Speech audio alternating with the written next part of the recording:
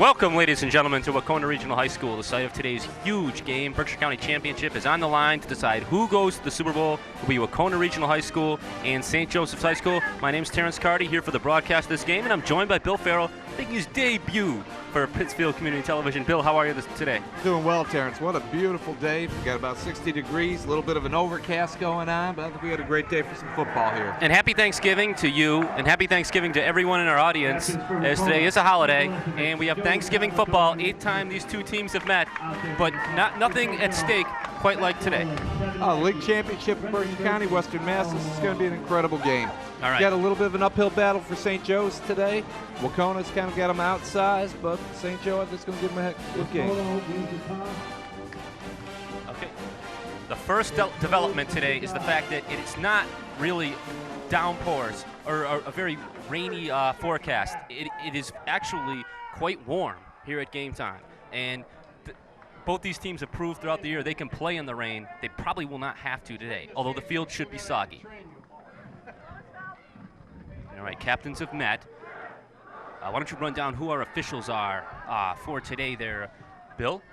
Today, officiating the game, we have referee Joe Wachowski, umpire Jay Meehan. Head linesman is Mark Gazale. Line judge Mike Monty. The back judge Pete Monchecki. And running the clock today is John Cody. For our national anthem. All right, we will hear the national anthem. Wahconah would like to welcome 5-time Grammy Award winner, 3-time Olympic gold medalist in broad jumping. Along with his wife, Kim, owned the Depot restaurant right here in Dalton. Please help me welcome Randy Cormier. Oh, say, can you see by the dawn's early light what so proudly we hail as the twilight's last gleaming, whose broad stripes and bright stars through the perilous fight o'er the ramparts we watch were so gallantly streaming, and the rocket's red glare, the bombs bursting in air, gave proof through the night that our flag was still there. Oh, say does that star-spangled banner yet wave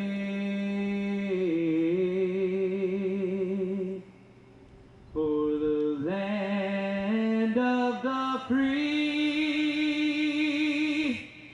and the home of the brave. All right, folks, as Mills Lane would say, let's get it on. Championship football. One team will go to the Super Bowl and face Worcester Burncoat, and we're 44 minutes away from having the knowledge of who that team will be, Bill. Oh, definitely. Again, I'm saying St. Joe is facing an uphill battle today. They're going to have to play flawless football in order to hold their own with Wahconah. Wahconah comes in unbeaten this year, having a decisive victory over St. Joseph's already. Right, and that game you were alluding to, 30-14, was played in November. Game pretty much dominated by Wahconah, and St. Joseph's was very turnover prone in that game. Turned the ball over, a couple fumbles, a pick, and Wahconah capitalized. And when it will be St. Joseph's getting first crack at it, is back to receive is Patrick Nolan, number 7, and he'll be joined by number 40, TJ Bowler. Move on. Big factor in the development also. In addition to the fact that it's not raining, no Keith Alesevich today for Wahconah. Alesevich's loss is going to hurt Wahconah to a degree. However, Boudreaux, who is replacement, has run for 756 yards already and 9 touchdowns, including 190 of those yards against St. Joseph's. Right, and that man you just spoke of, Boudreaux, will be the man putting his foot into the ball shortly in the opening kickoff. Matt Boudreaux will kick off, as I mentioned, back to receive are Nolan and Bowler, 7 and 40. They're standing at their own 10-yard line. Here we go, folks. You can feel the anticipation. Kick will go to Bowler. Bowler receives it as 15. Out to the left side, 20, 25. Bowler's got some room, and he's out of bounds.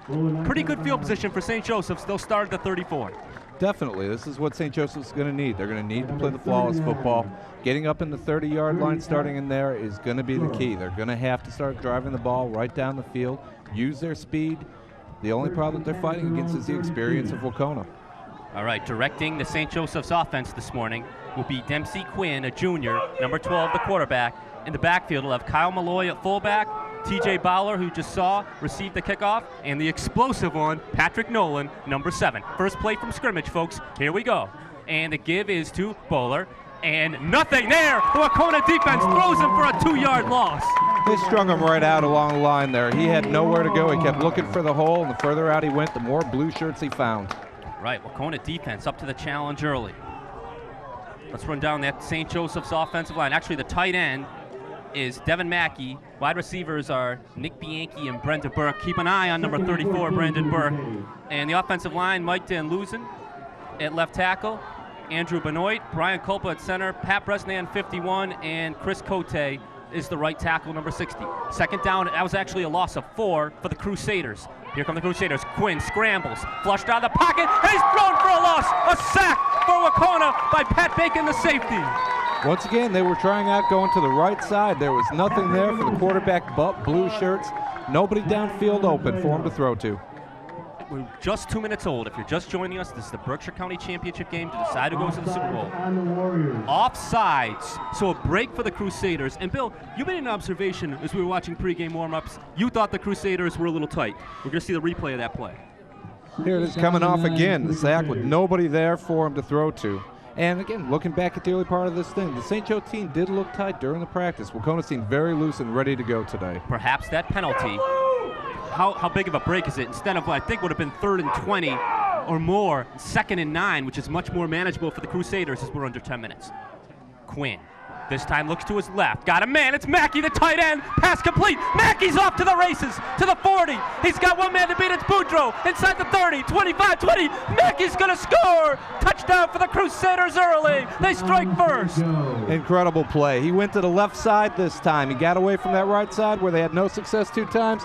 Found Mackey open over the middle, and Mackey did the rest himself. How about the big tight end showing up early? And how about young Dempsey Quinn? Let's get a look. Let's get another look. Here you're going to see Quinn look to his left, and he's got Mackey. Mackey receives it at the 45.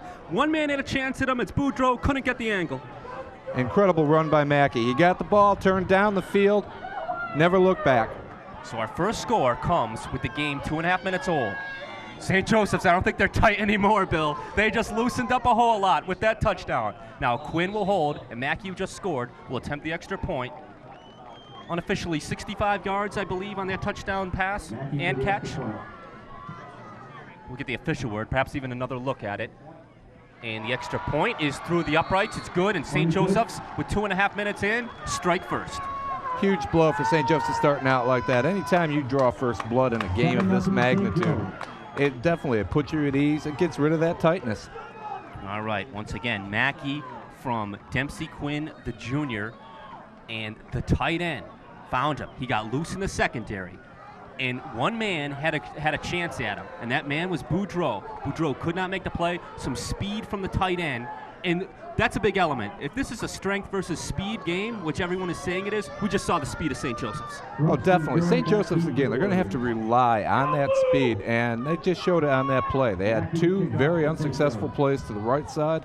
Coming back on the left side, beautiful play, perfectly executed. All right, so St. Joseph's can say something now they couldn't say in meeting number 1. They have the lead 7-0. They lost 30-14. They have not beaten Wahconah since 1995, but they're off to a very auspicious start today.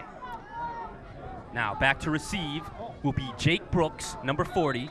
Jake is a 11th grader, 5'8", 160 pounds. He'll be joined by Boudreaux, and I believe it's Mackey who kicks off for the Crusaders. Mackey already a busy man with a touchdown and extra point. 7-0 Crusaders. We're 2.5 in. Officials will have their hands full.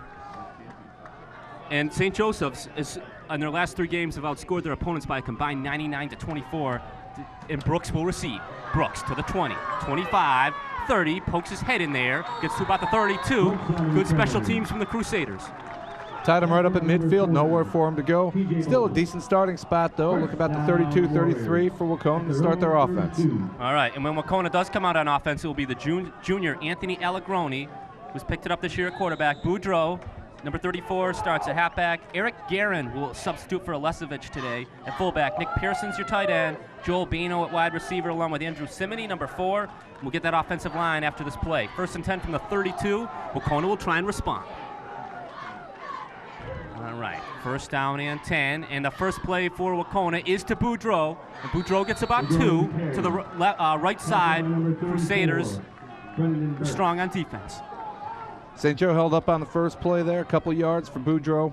Again, we're going to find where Wahconah, I believe, is going to try to grind the ball right at him. All right, on that big offensive line, Baraldi is the left tackle, joined by Kolosik, Chelsea, Salvatore, and DeSales. 2nd down and 8, and better yardage for Brooks as he gets out past the 35-yard line to the 36. It will set up 3rd and short. Strength on that play right there, right through the middle. He dragged 2 or 3 St. Joe defenders right along with him.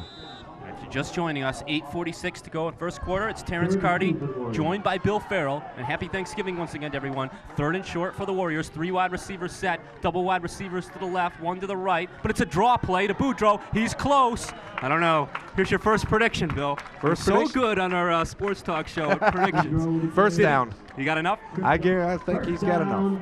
Warriors. All right, ball marked at the 42-yard line. So Wahconah responds to that Mackey touchdown with a 1st down.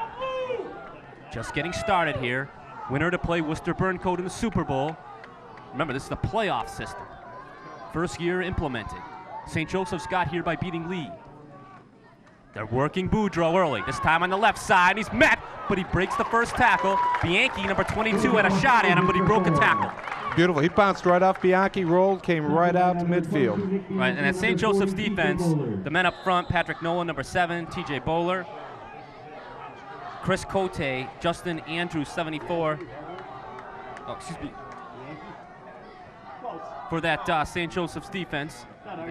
Oh, fumble. We've got a free ball. Allegroni recovers it. He's got to make a play. Can he get past Bowler? No! Thrown for a loss at the 20. Big loss for Wahconah. Another great defensive play from the Crusaders. Incredible play on the defense right there. Loose ball. Allegroni waited too long to get rid of that ball. Allegroni put on the spot there. Had to make a play. Let's watch this play again in slow motion. See, he mishandles it. Now Allegroni has to make a play, but Bowler emerges from his spot. And look at him throw Allegroni to the turf. It's 3rd and forever for Wahconah. We'll be looking at a passing play. Another low snap. This time Allegroni handles it. They're setting up a screen to Pearson, but not fooled to St. Joseph's. But we've got a flag down on the play. Let's sort out what that flag is as we're under 7 minutes. Quarter number 1. The linebackers for St. Joseph's are Devin Mackey, number 3, Charlie Boyle, number 59, and Nick Malloy. Brandon Burks at corner. Dempsey Quinn, the quarterback, is safety, and Nick Bianchi plays corner. There was no flag, actually, on the play. So Wahconah will be forced to punt in momentum early on with St. Joseph's, clearly. St. Joe's definitely turned that around. First series of plays, Wahconah ran the ball, did what they want. Second series, St. Joe shut them right down and sent them farther back the field. All right. So Wahconah in punt formation. And back to receive and letting it. Nolan, he's going to take it in his own 35. Nolan breaks a tackle. Nice 13-yard return for Patrick Nolan. Everything going St. Joe's way early. Nolan took defender head on right at him, gained a few extra yards out of that play. St. Joe starts this drive right at midfield. All right, number 99, Tony Marcella, was the punt. Let's get a look at that Wahconah defense that just gave up a touchdown. Nick Person is at end, number 81. Also, Mitchell Keel plays tackle. Tim Kolosik, also number 62. Dan DeSales is at end. Your linebacking core, Matt Boudreaux, 34. Joe Salvatore, and Tony Marcella, 99. We'll get a look at that secondary after this play. 1st down and 10 for St. Joseph's from the 42 with a 7-0 lead. Play up the middle, and there's that smashing fullback who we love so much, Malloy, for a few. And it was definitely a nice play. Quarterback set that one up perfectly. It looked like he was holding on to the ball. It was a nice transfer between the two. All right, so it'll be about 2nd down and 5 for the Crusaders. They have the lead 7-0. Look at that secondary. Joel Bano, Allegroni, Pat Bacon, who made a play earlier, number 20, on a sack, and Dan Lohr, number 7, is at corner. Here come the Crusaders with a 7-0 lead, 8-2 on the season, 2 losses. And they're going to keep it on the ground once again, try and pound it out, but this time the Warriors were there defensively. They stepped up on that one. Getting 2-yard gain sets them up, though. Got about a 3rd and 3 here. Puts them in good position. For a St. Joe offense, this is a good question. They have the option of running or passing on this play. What do you think we'll see on 3rd and 4? Possibly the same play that they used to score the touchdown.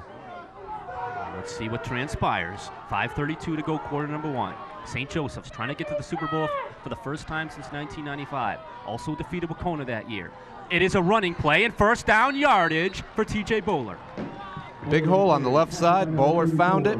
Scampered up for about 4 or 5 yards. First down for St. Joe. Perhaps we can get another look at that fine scamper. Number 34, Matt Boudreau, made the tackle for the Warriors. But ball at the 40, of Wahconah. St. Joseph's on the march again. First down and 10. Dempsey Quinn is the junior quarterback. Dempsey is 6'3", 180 pounds, also a stellar basketball player. Back to pass is Quinn. Quinn's got a man, it's Bowler. He's got about 4 yards. Nice open field play by number 7 on Wahconah, Dan Lohr at corner. Lohr made a beautiful tackle. He was out there by himself. It was him or nobody, and he got him. 4 minutes and 41 seconds, quarter number 1. The road St. Joseph's Warriors wearing their white jerseys with the gold trim and gold Notre Dame-like helmets. Wahconah and their home all blue with the white helmets. Wahconah looking for that 4th straight Super Bowl appearance. They won it last year over Worcester Burncoat.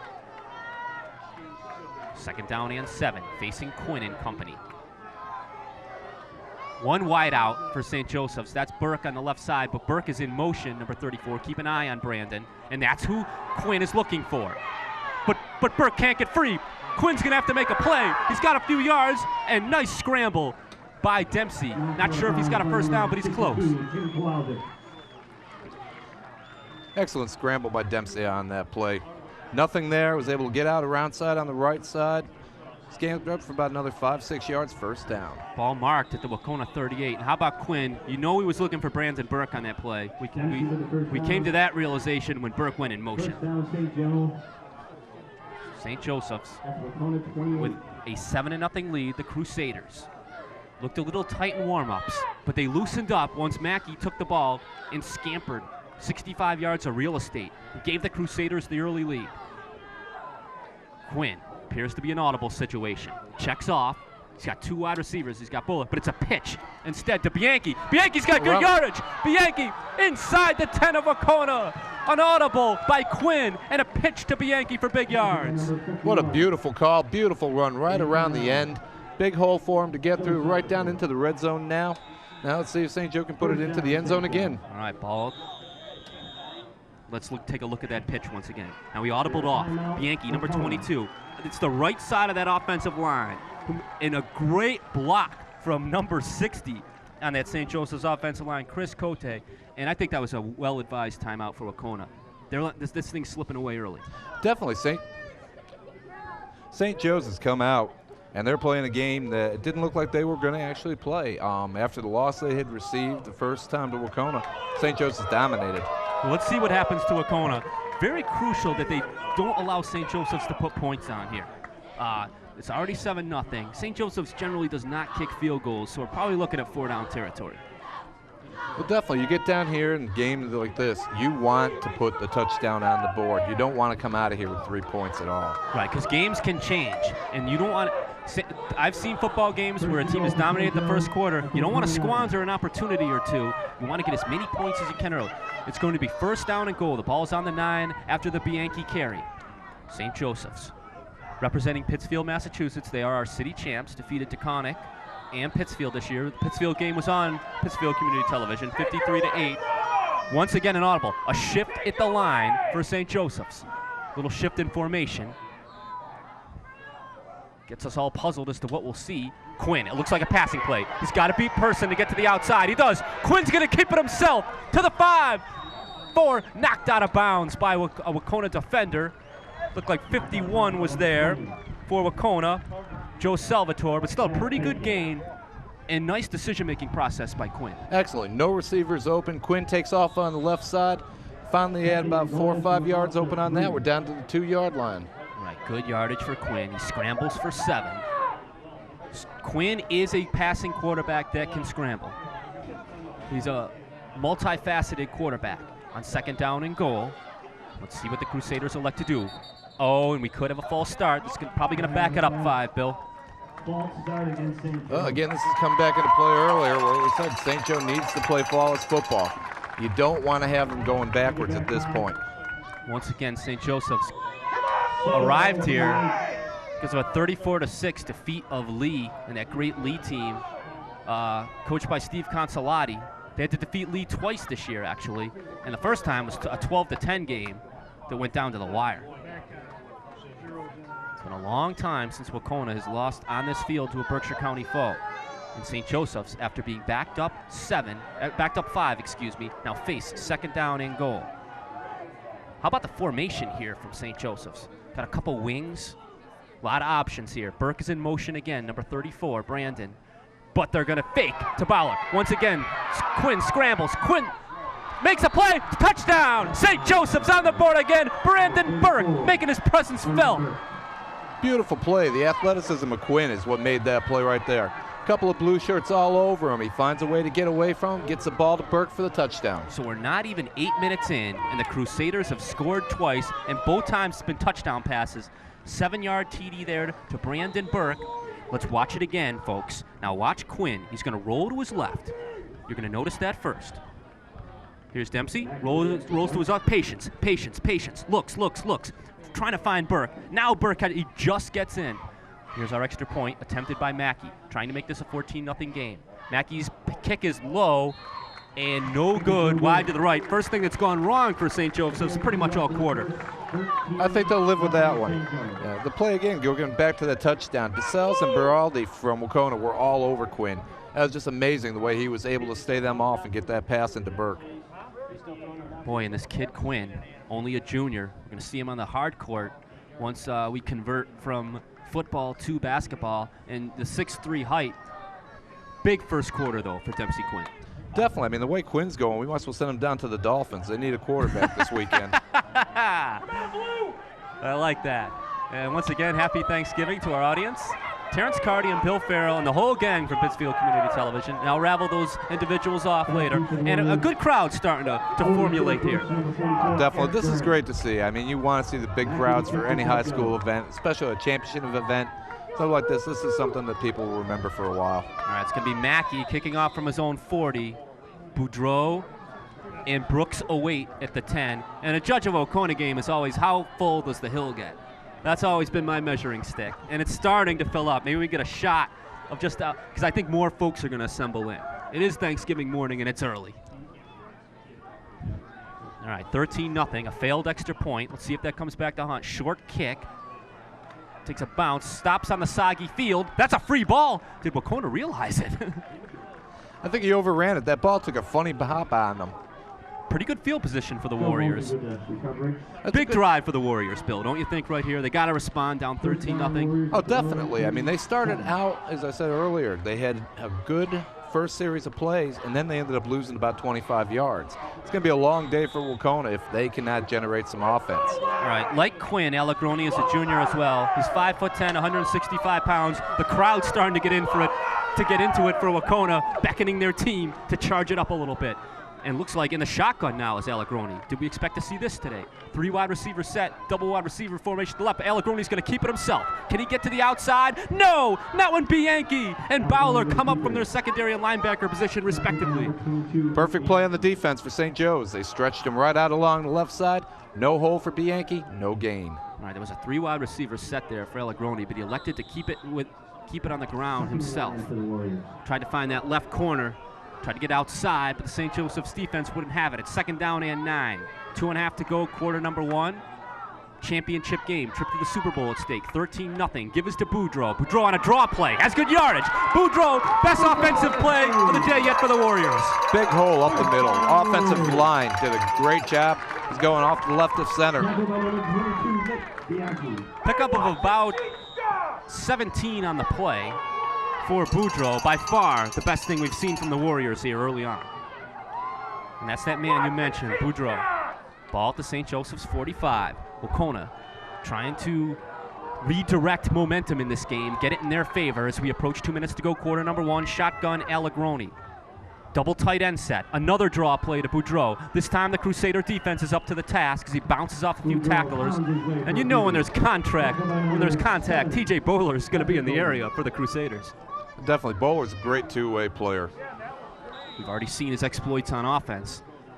He's that halfback. He's on a roll, too. He scored touchdowns in the last 3 games for the Crusaders. 2 wide receivers. Sent in motion is Andrew Simony, one of Allegroni's favorite targets. Back to pass. Strong rush. Look to the left side. It's a jump ball situation. Nearly picked off by Patrick Nolan. Broke up by number 7, Patrick Nolan. How about the coverage by Nolan? Great coverage. I thought he actually had the interception on that one. I thought at first we were going to be looking at a completion. The play was open. But how about the job of Patrick Nolan with all that speed closing in and deflecting the pass? Great play on Nolan's part. 3rd down and 7. And Wahconah thinks this is a perfect opportunity to call a timeout, and I don't disagree with them. They need this first down. They need to move the sticks again.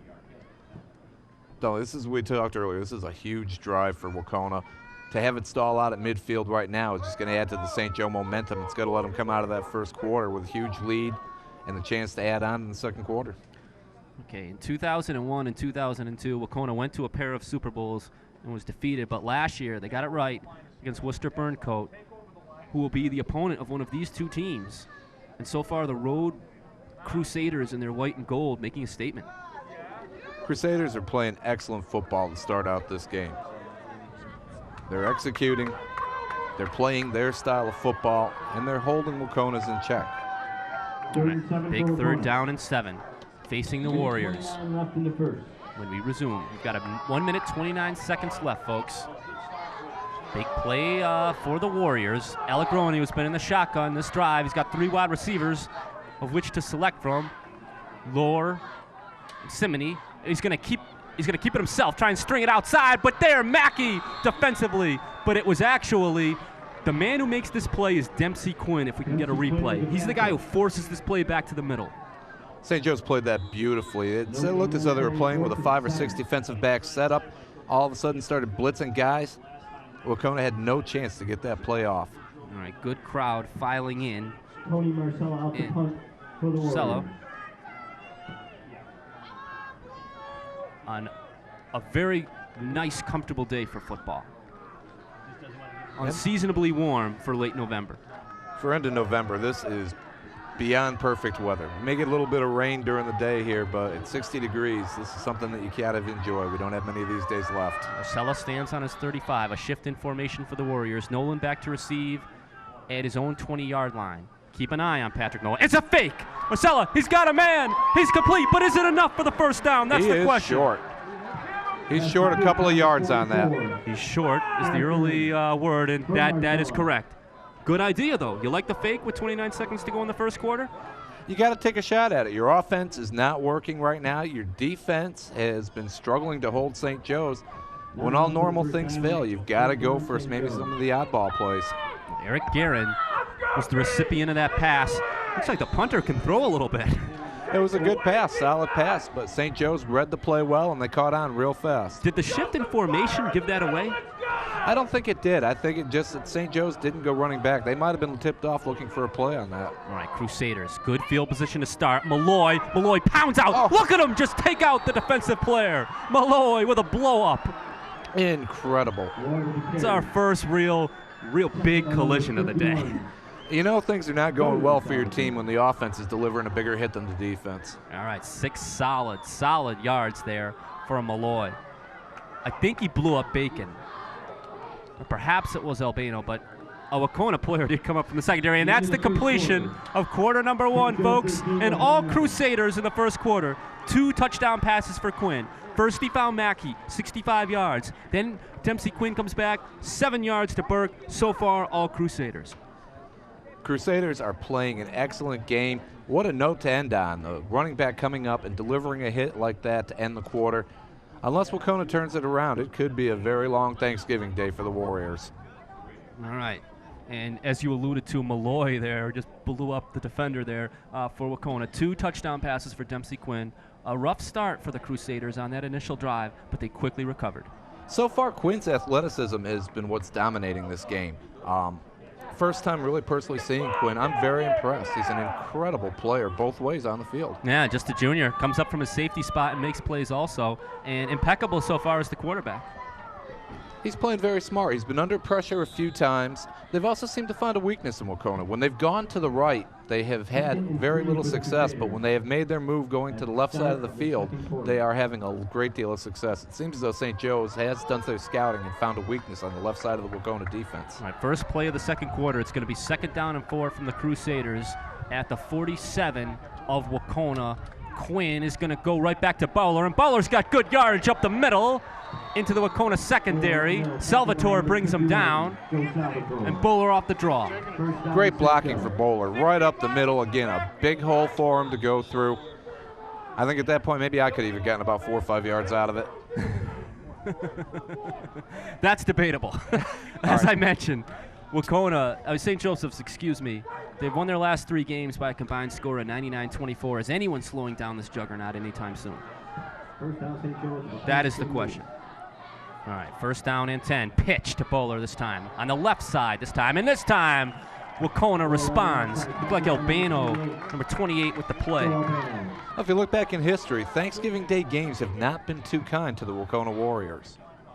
Lost last year in the Route 9 Rumble to Northampton, the only blemish on their season, but all was erased when they won the Super Bowl.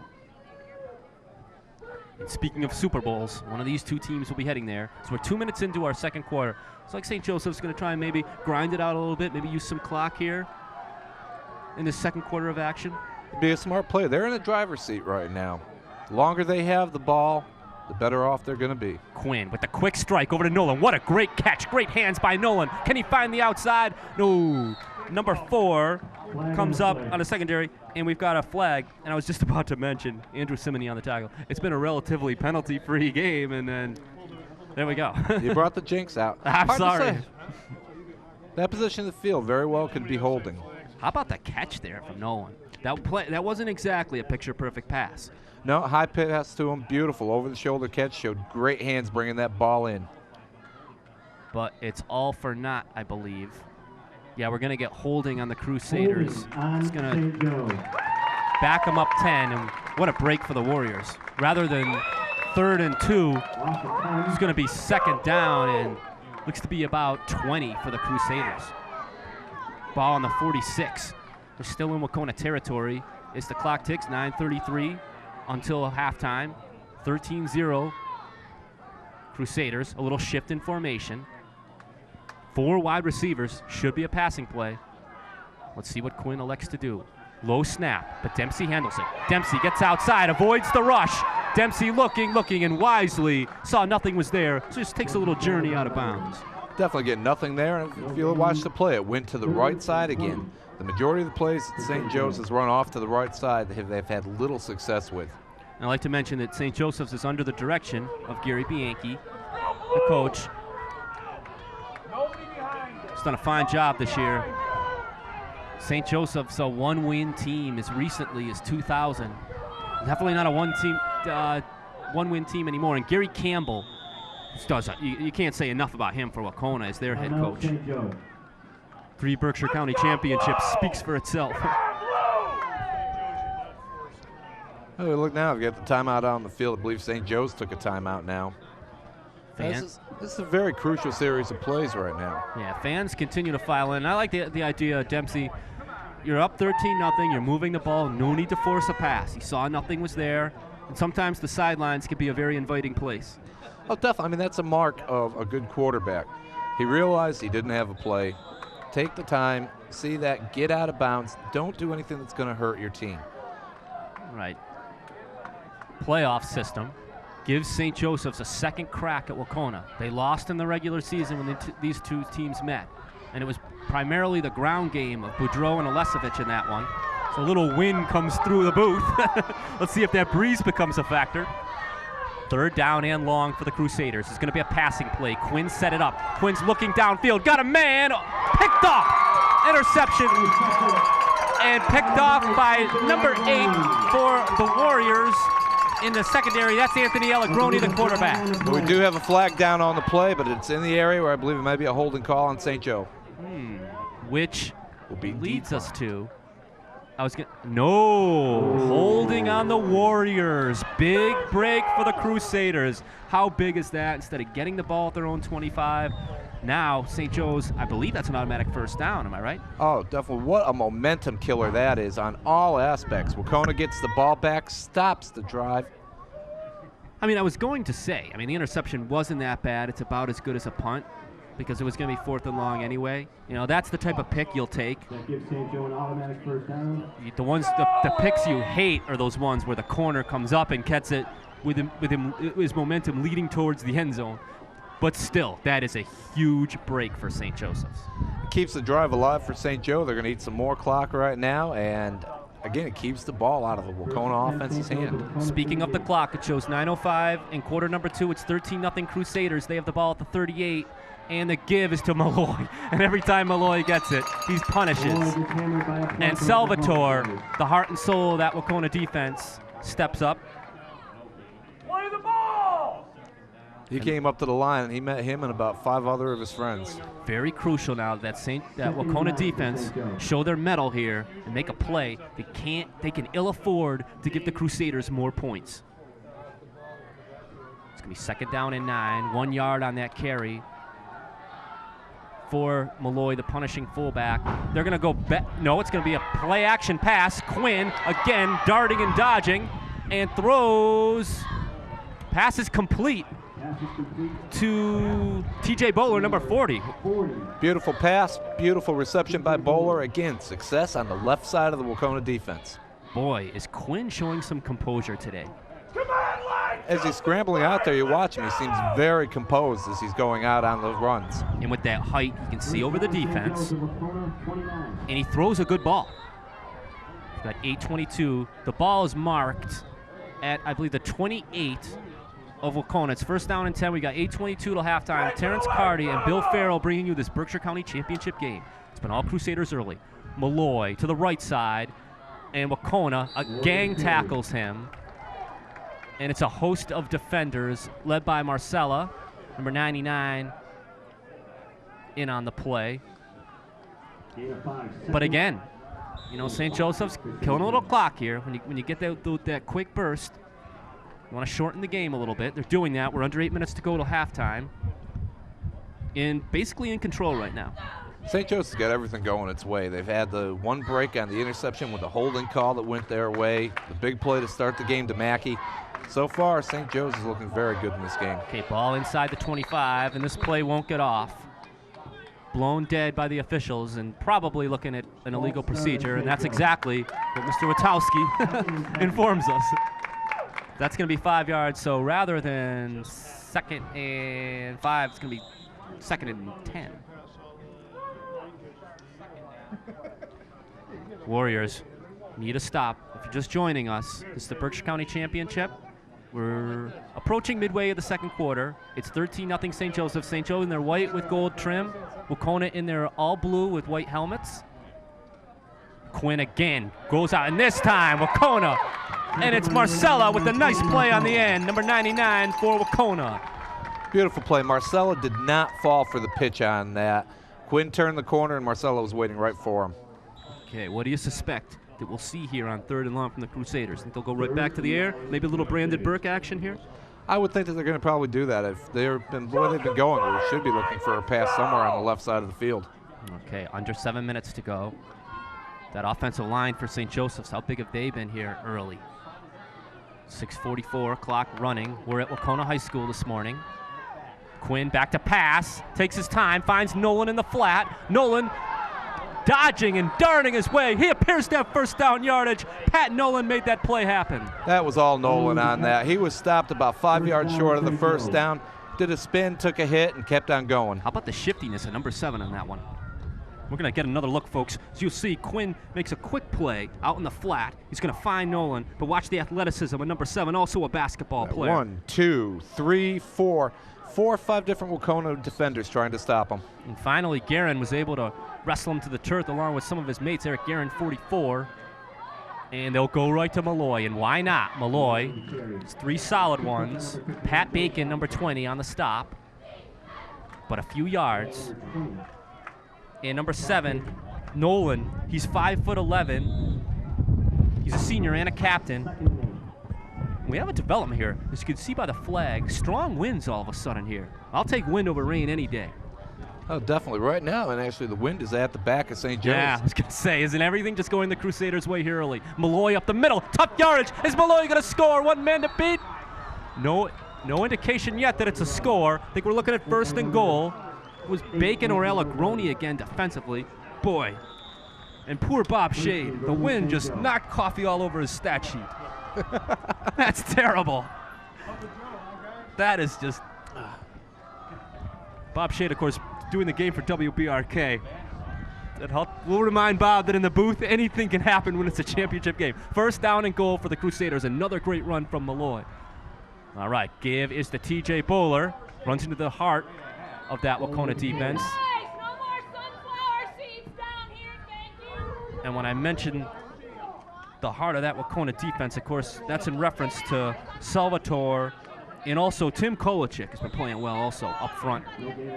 Did an excellent job on that play right there, standing St. Joe's up, holding them at the goal. If there was ever a time for a defensive stand for Wahconah, as we're under 5 minutes in a 13-0 ball game, it's right now. Defense has to make a play.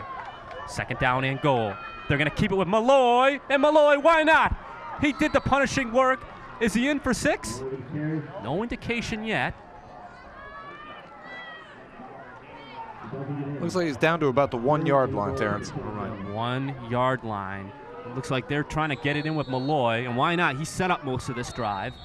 Well, as did Patrick Nolan. Don't forget that play he made, eluding a defender. I'm surprised my coffee hasn't hit the deck yet. Looks like I was smart. I used the TV monitor to protect mine. A very wise decision in a Berkshire County championship game. And, you know, we did a sports talk yesterday, you and I, and we briefly touched upon what you consider a strong need for a playoff system in college football. I don't totally concur, I don't totally disagree, but this is our playoff system in Berkshire County.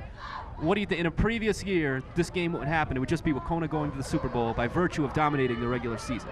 Well, as I stated on the show yesterday, I mean, I really think that every team has should have the opportunity to either win or lose on the field, not to be decided by a piece of paper or by a computer. Well, this no piece of paper or computer here at Wahconah High School this morning. It's strictly 11 on 11, and the young men are giving us some good entertainment. Very critical for Wahconah, though, on 3rd down and goal. What do you think? Malloy territory once again? Definitely. They're pounding the ball right now. You're killing the time off of a clock. It's a perfect strategy right now. And that big offensive line getting it done. Boyle, Van Dusen, Andrews, Cote, and company. And looks like Quinn's going to keep it himself, and that's touchdown for the Crusaders. Dempsey Quinn with the sneak. How nice it is. Quinn has been the standout of this game all so far. Keeps it, follows that big line right in through the defense, puts another 6 up on the board for St. Joe. Let's take another look, folks. And when you have a quarterback who's 6'3", 190, you can do this. Just say, plug forward, young man, and easily in is Quinn. Oh, definitely. I mean, when you watch that play on the repeat on that, you saw that whole surge go forward. The blue shirts were heading backwards throughout that entire play. Huge first half for Quinn. 2 touchdowns passing, now 1 running.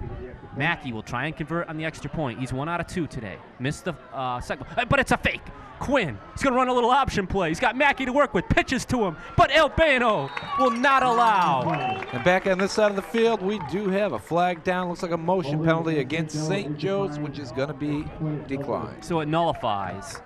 So even though a really, really, really sound and auspicious first half for the Crusaders, not as good as it could have been. 2 failed extra points. I think, though, St. Joe's, if that's the only failures that they have today, they will accept that gladly. I think when we were looking over our notes, if you're wondering, has Wahconah accomplished any good comebacks this year? The answer is yes. They were down 18-7, I believe, to Hoosick, and what is usually their game of the year. The Warriors did come back, but Allegroni's got to step up. The Wahconah offense has got to start generating some yards. Come on, swap somebody! Swap somebody, Lou, come on! All right. Mackey will kick from his 40. Flawless first quarter so far for the Crusaders. 3 touchdowns, 2 via the air. Of course, that means the splendid quarterback Dempsey Quinn, and then Quinn just showed how that 6'3" size could come in handy on 3rd and goal, didn't he? Oh, definitely. It was, again, a well thought out play. That entire drive, when they got the ball down within the 20-yard line and then down to the 10, they ran the ball, killed the time off of clock, drove the ball home. They did everything perfectly on that. And the wind suddenly now comes to a halt as the flag not moving in either direction. Isn't everything just going St. Joseph's way? And here it looks like a bit of a squib kick, handled by Bacon, and he steps out of bounds. They'll get it at their 30. Looked like a punt almost, like a fair catch punt. Ball definitely went off the side of his foot. If you're just joining us, 4:15 to go till halftime, and at halftime the cheerleaders from these respective schools will entertain us. I know you're looking forward to that, Bill. Always one of the highlights of the day. Okay, now with 4:15 to go until half, very, very critical that Wahconah gets something. You don't want to go to the locker rooms with a goose egg up. Right now, you've got to do something for the fact you're down 3 scores. You do not want to go in there having to look at, one, being shut out in the first half. Secondly, trying to figure out how you're going to put 3 touchdowns on the board against a team that is not really giving up anything right now. Wahconah Regional High School on the track. The give is to Brooks, but the St. Joseph's defense not fooled at all. How about 74, plug in the play. Justin Andrews, the nose guard. Beautiful play on Andrews' part. Nowhere for him to run. Wahconah's going to have to find a way to start stretching out this St. Joe defense. St. Joe is guarding the line beautifully. If you're Coach Campbell, you know offensive, you know running the football is your strength. But at what, like you mentioned, at what point did you say, hey, look, this isn't working. We got to scrap the game plan. All right, Allegroni. If he's going to come back, if they're going to come back, he's going to be the man responsible. He's got 2 wide receivers to choose from on his right. Low snap. Allegroni finds Albano. Can he beat Burke? Burke and Nolan upend him in the open field. Nice play by the ends for St. Joseph's. Nowhere for him to go. Again, he's looking side to side. He's not going downfield. As long as that they're going to keep playing this game where they're only looking at a 5-year range of offense, St. Joseph's going to block the lineup. They will have nowhere to go. Okay, ball marked at the 34, their own 34. Long field to travel for Wahconah. 3 minutes till halftime. 3rd down and 6. The wind briefly picked up again. And Wahconah's traveling into the wind. Another low snap. Good job by Allegroni of handling it. Looking deep in the direction of Albano, but overthrown. Quinn was there with the coverage. Good idea on the play. You've got to start generating that to try to get your running game going. If you're stacking the line, you can't run it. They need to throw the ball downfield like that. But now we're looking at a 4th down and 6 to go. This is a tough decision. All right. And the St. Joseph's cheerleaders are under the direction of Paul Nesbitt. Does a nice job, and not the entire squad could make it. But they're here. But punting situation now for Wahconah, 2:49. That means Marcella. Are they going to go for it? It's going to be another fake punt this time. I don't know. They gave it away last time. I think St. Joseph's will be ready this time. Yeah, they're just going to go through with the punt. It's a low one. Takes a Wahconah roll. Will be down at the 42, but with 2:41, how do you handle this if you're the Crusaders? You go for it, go for more points, try and maybe put the final dagger in, or do you go a little conservative here? I would go a little bit conservative at this point. You've been having some success running the ball. Keep pounding the ball. Take the time off the clock. You've got a 3-touchdown lead going into this at halftime. You don't need to create anything for Wahconah to happen. All right, we'll get some mention of the Wahconah cheerleaders, and you talk about a perfect call, just as I mentioned. Wahconah Regional High School seniors, I'll get to the captains in just one moment. First, though, we'll take a look at Malloy. Malloy powers his way towards the 45. 3 good ones for Kyle.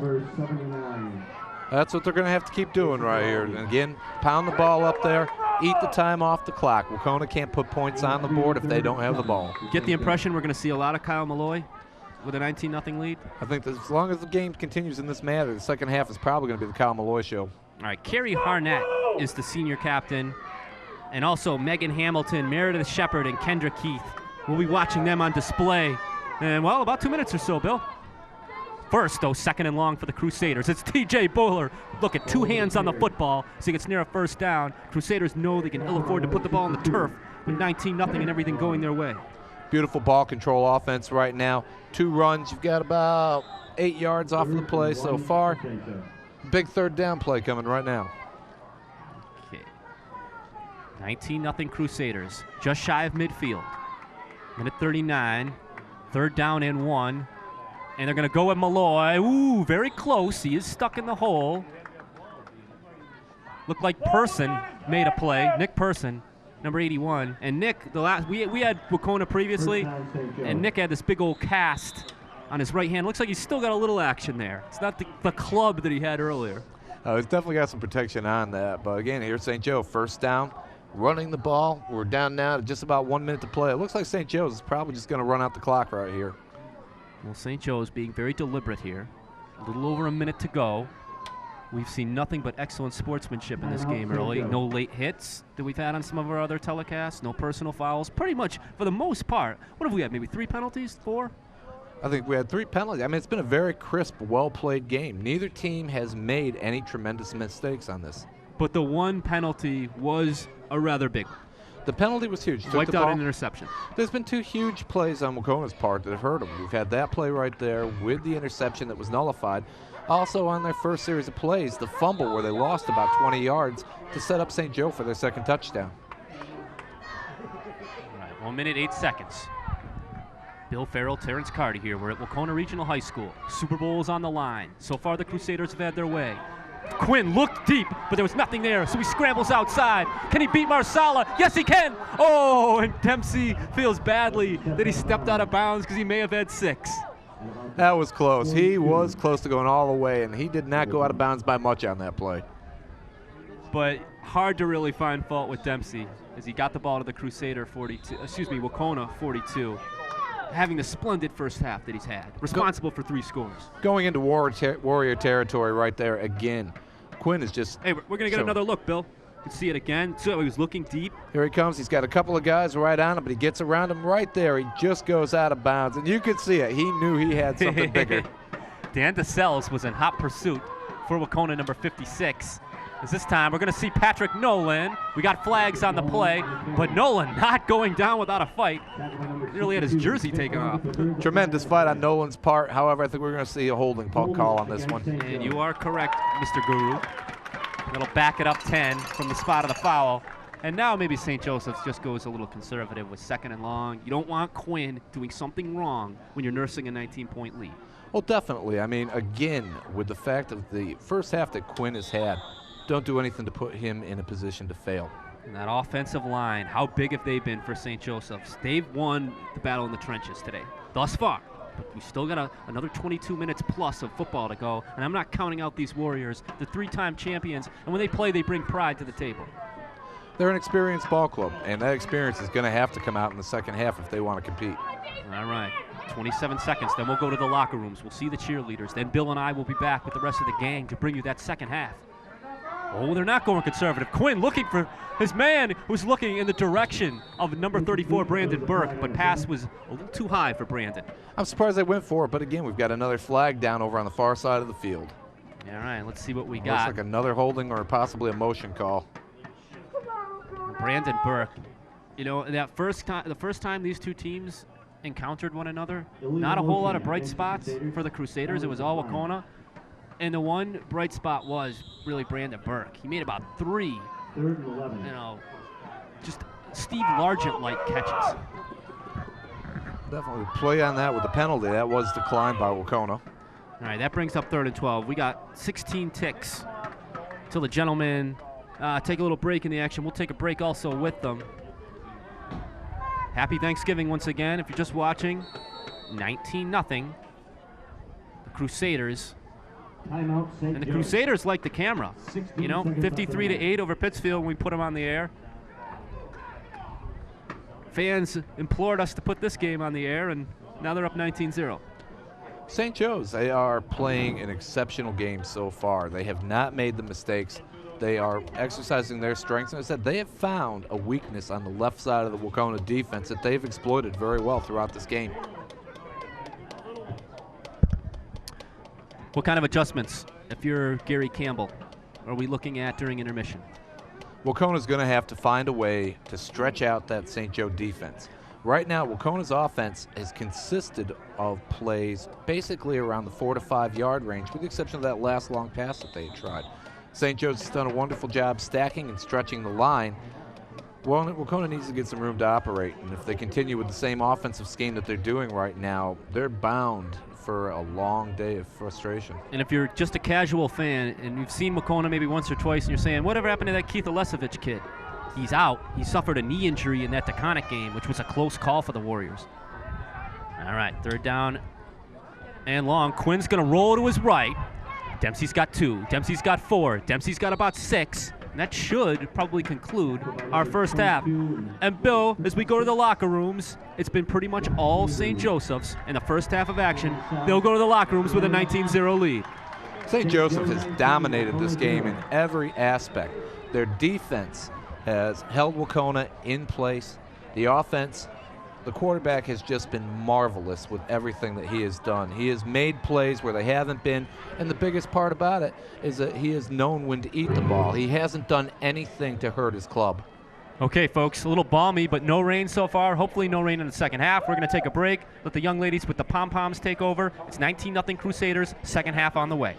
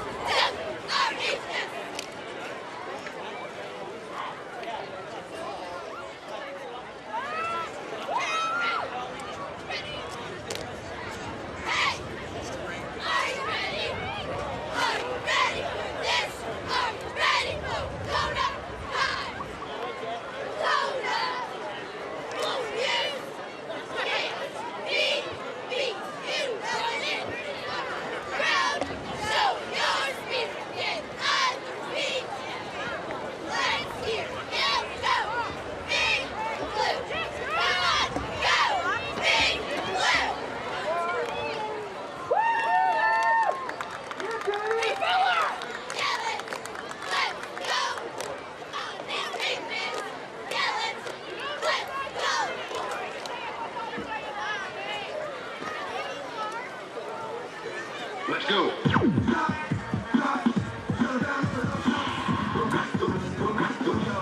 Attention, everyone.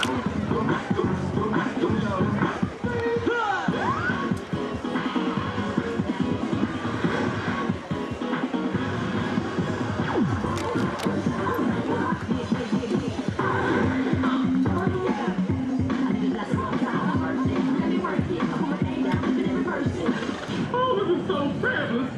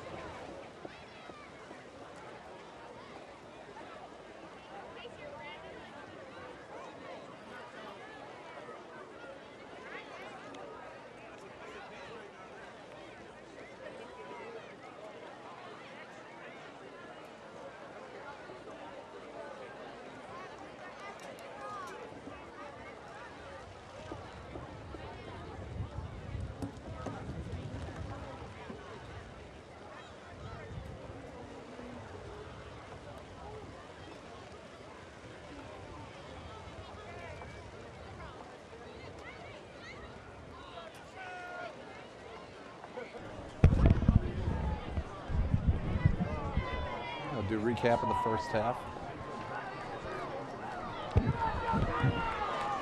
Okay.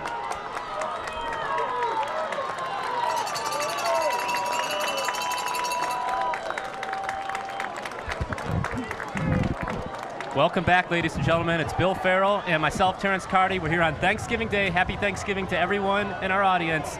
We're doing a Berkshire County Championship game. The teams are St. Joseph's and Wahconah. First half, pretty much all Crusaders thus far, Bill. Definitely, St. Joe has dominated this game. Up to a 19-0 lead. Flawlessly, they've played on defense. They have shut down Wahconah. There has been nothing Wahconah has been able to do to generate any offense whatsoever. If they want to turn this game around, Wahconah is definitely going to have to find a way to stretch this field out in the second half. Looks like we're going to have wind and rain for the second half. How does that impact things?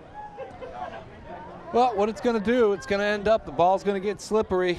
It's going to make it difficult for Wahconah to stretch out that offense. All right, Dan Lohr, number 7. Trying to be very instrumental there. I saw him trying to fire up the troops. Wahconah needs a spark. And it's been rain-free, but as the weatherman himself projected, we are seeing some rain. And here come the captains for each side. And for Wahconah, St. Joseph's, that means Malloy, Nolan, Mackey, Amberg, Person, Salvatore, and Alesevich, as you can see, in jeans, not football clothing. And that's a big factor so far for Wahconah. It has been. Alesevich being out of this lineup has definitely been a big factor that they have not been able to generate their offense. Well, let's get one thing straight. The young men from Dalton don't make excuses when they lose. Yes, no Alesevich, but Wahconah, they're not going to quit. They're not going to give up on this game, and we're going to have some serious wind and rain, it looks like, for at least our third quarter. You know, we're looking at a team now. They've been to 3 straight Super Bowls. They've been in big games before. What they're going to end up doing right now is we get a downpour. This is going to be a huge first series. They're going to need to establish their offense. They're going to need to put points on the board on this first series. There's no waiting around now. All right. You saw the cheerleaders during intermission, and they did a fine job, didn't they? Yes, they did. Both squads. St. Joe's a little bit short. They're missing a few of their people, but yeah. Again, it's always entertaining for all the kids come out and doing their part for the game. Once again, that was Carrie Harnett, Megan Hamilton, Meredith Shepard, and Kendra Keats, senior cheerleaders. And for St. Joseph's, it's Amanda Donahue, Kate Collins, Emily Robert, Rachel Kiley, Allison Bezanet, Jackie Silvini, Kyla Courtney, Heather Kiley, and Brittany Baraldi. Not all present, though. And St. Joe will kick. It's going to be Mackey from his 40. And folks, it's getting torrential here. The wind is at his back, and he has got an incredible rainstorm right now hitting him in the face. Feel bad for our camera people here. They're going to have to put up with the elements. And now we're all leery of that wind. Maybe this is going to give Wahconah a little chance here. Back to receive our Guerin 44 and Brooks 40. I noticed Boudreau's not back there. I wonder what the reason is. And the fans starting to get into it with the bad weather. The fans have come to light. They know 22 minutes separates one of these teams from the Super Bowl. Well, the wind is getting so bad right now that for St. Joe, we're going to have number 51 holding the ball for the kickoff. And what a horrible kick. Yeah, free ball though. Who's got it?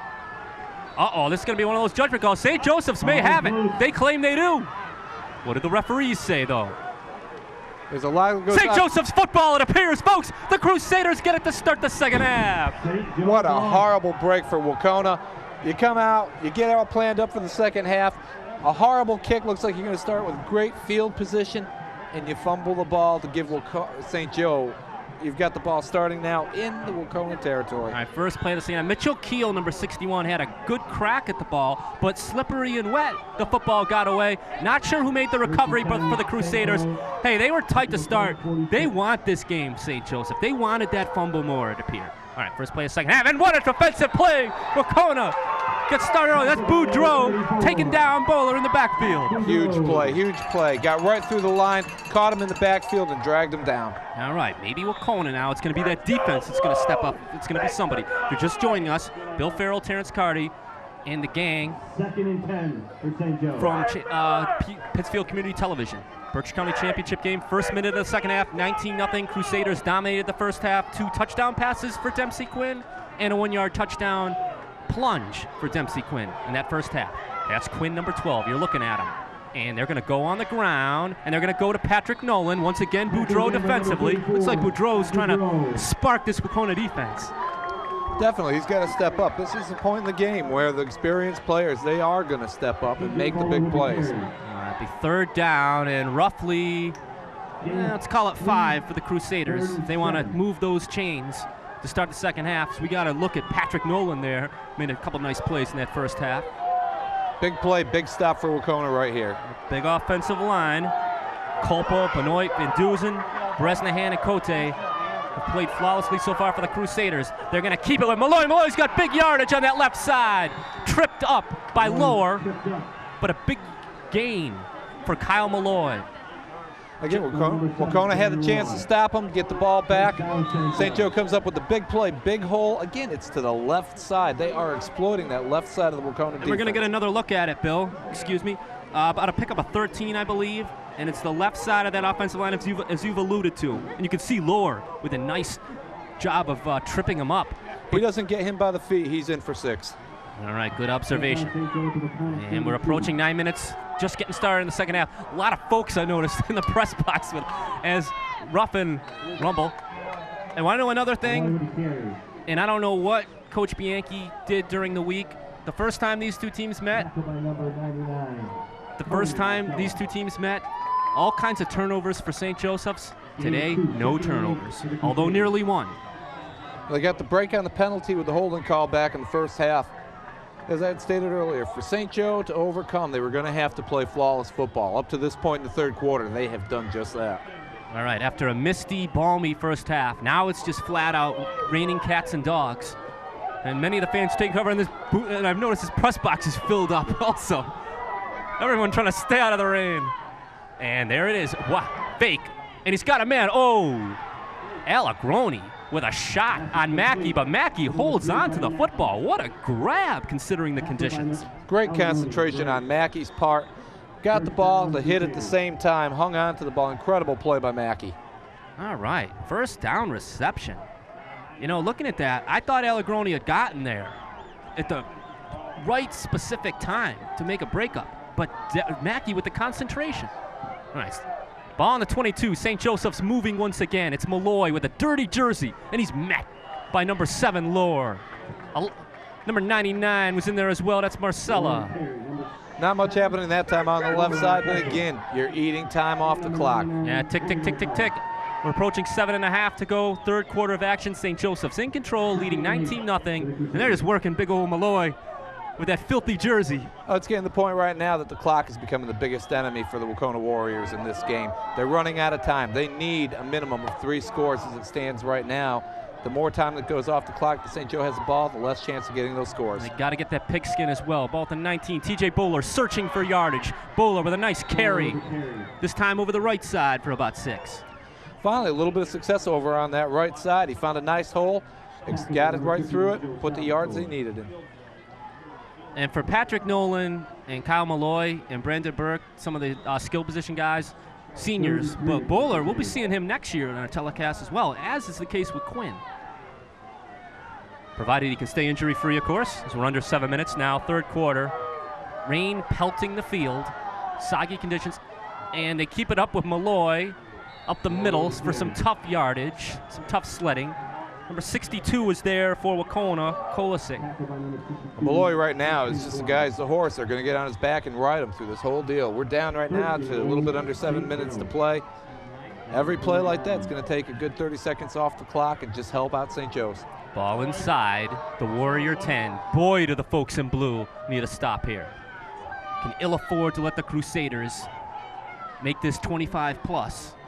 And it's going to be really tough for Allegroni and company to make this a ball game. All right, taking the snap is Quinn. They're going to keep it with Kyle Malloy. Malloy's got good yardage on the right side. No signal yet, but near the entrance of the end zone. Like we said, we're going to see a lot of Kyle Malloy from this point forward.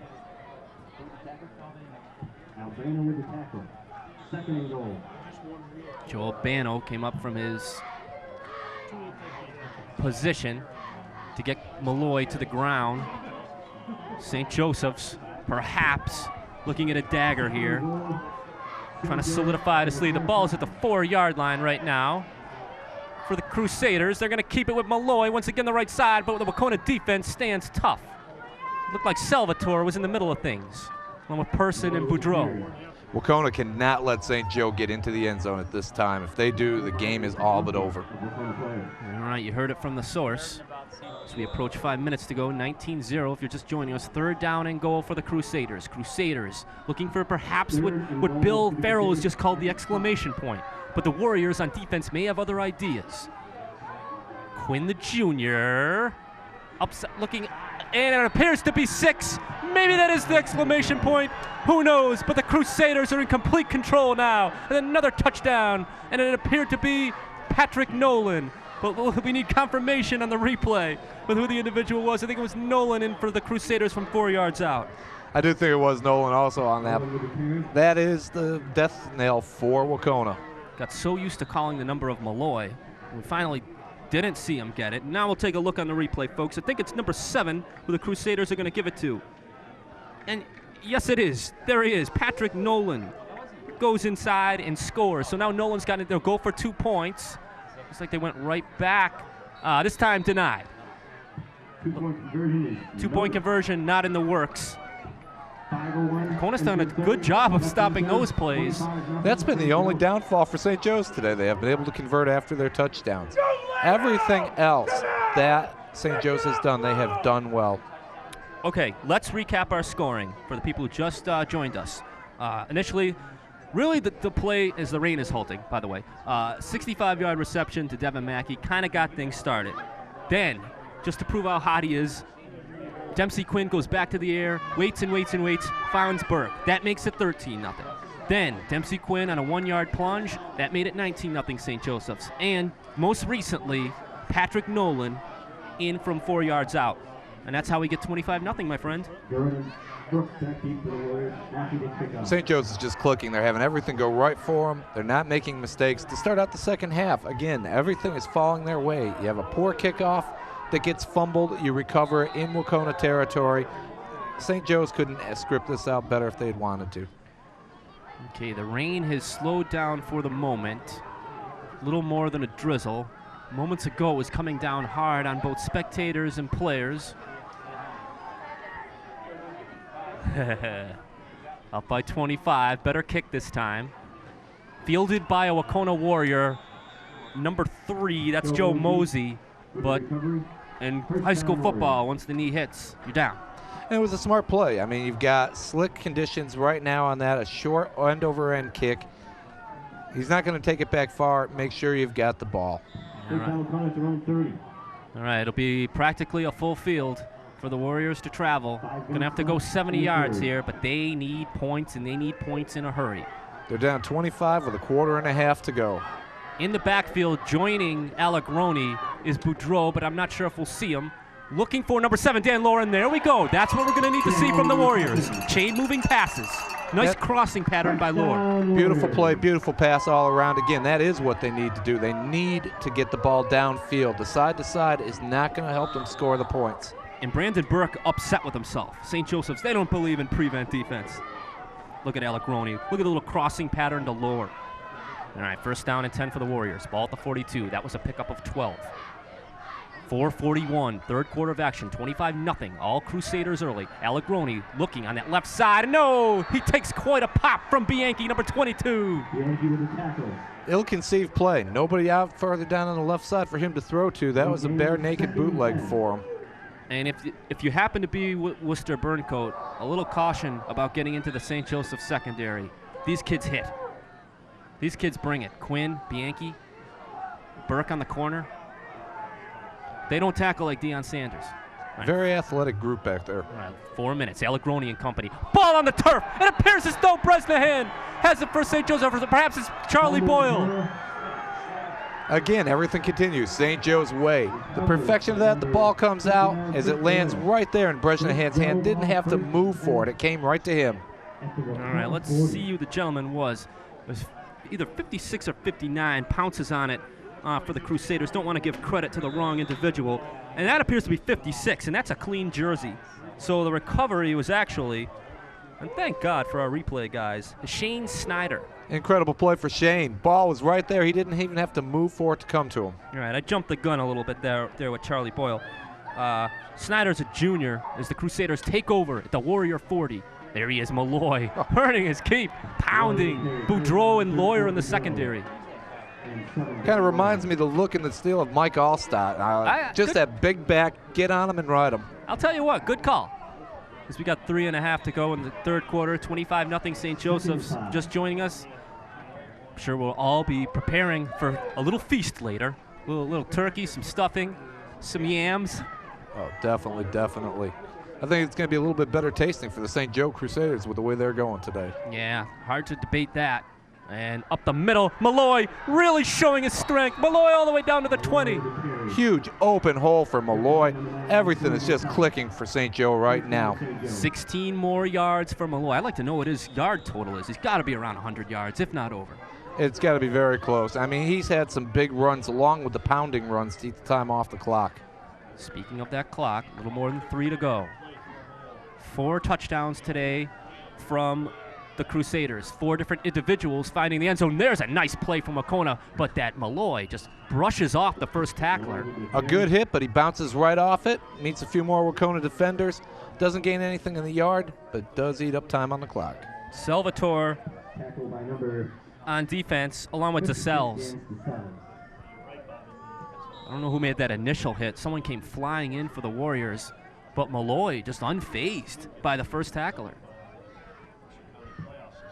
It did a great job. Again, he just bounced right off him. Ball at the Warrior 22-yard line. Crusaders. Are they Super Bowl bound? Appears to be that way so far. Nice job by Salvatore of meeting. And we got some tempers, but no need, folks. It's been nothing but sportsmanship to this point. And immediately players come in from both sides to separate anything from happening. Oh, there. definitely. And originally, taking a look, Nolan got a little bit upset by there, and he realized what the situation was. And you can see him put his hands up and back right off. All right. Offsides on the play on the Warriors. Another break for the Crusaders. And, you know, we talked about this a little bit on our Sports Talk show, which we'll have another one December 8th. Not a pretty week, not a pretty last 2 weeks for sports, beginning with the Browns and Steelers having that little pregame tussle. And I won't even mention the one between the Pacers and Detroit, and, of course, Clemson and South Carolina last week. We don't want to see any of that, folks. Ball inside the 20. Crusaders driving. Trying to keep the momentum going. This play won't get off with Malloy for a play that won't count. He's certainly getting an entertainment value. You can tell Malloy's the easiest one to pick out on the field now. Look at that jersey. He's gone from a white jersey to a complete brown-covered mud jersey. And the individuals who have found the end zone so far for the Crusaders, just to recap. Mackey, the tight end, off the big pass play, 65 covered. 7 yards, Quinn to Burke. And then it was Quinn calling his own number, putting it in with the QB sneak. And then lastly, Patrick Nolan from 4 yards out, getting into the act as well.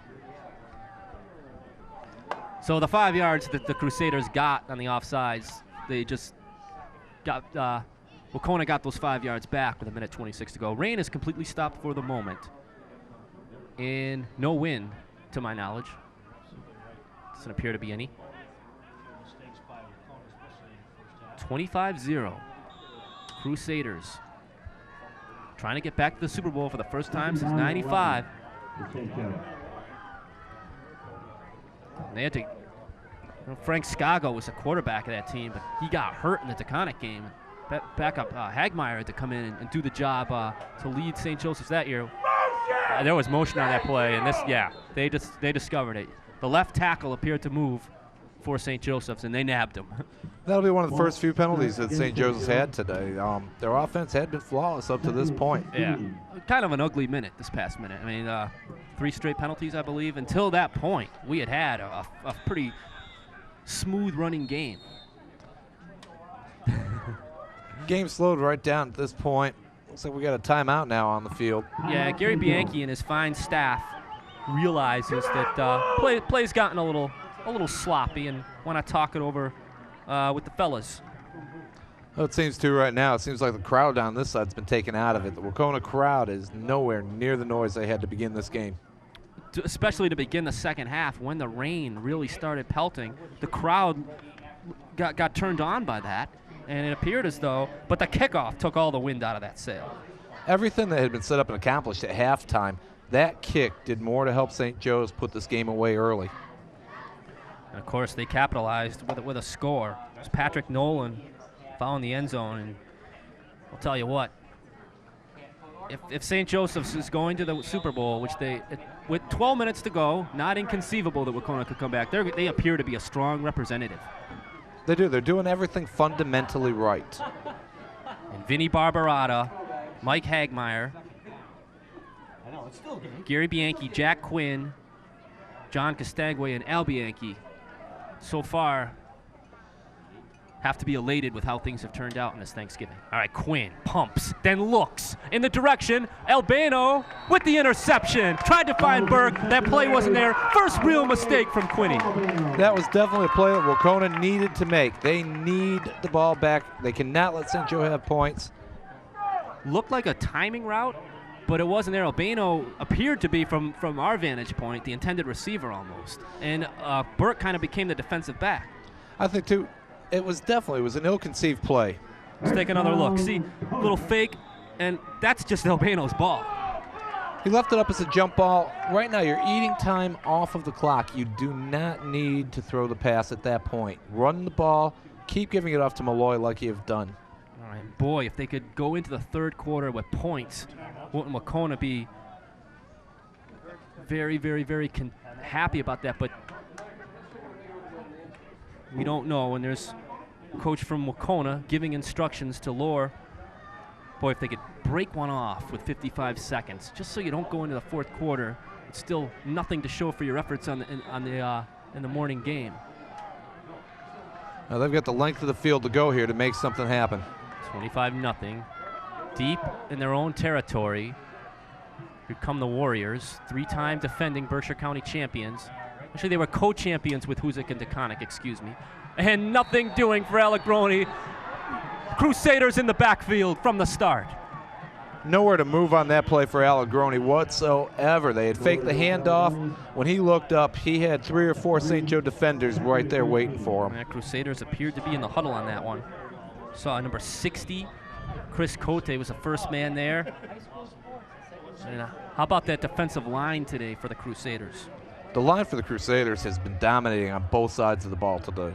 That means Nolan and Bowler and Cote and Andrews and all the gang. Van Roosen has been solid. Appeared to be some movement. And there's our flag. And pass wobbles and falls incomplete. Was looking for Marcella. Couldn't tell whether it was movement on St. Joe's or if they were drawn off by somebody by the Warriors. Well, that's what we got our officials for. And it's a legal motion. Motion against the Warriors. Penalty is declined.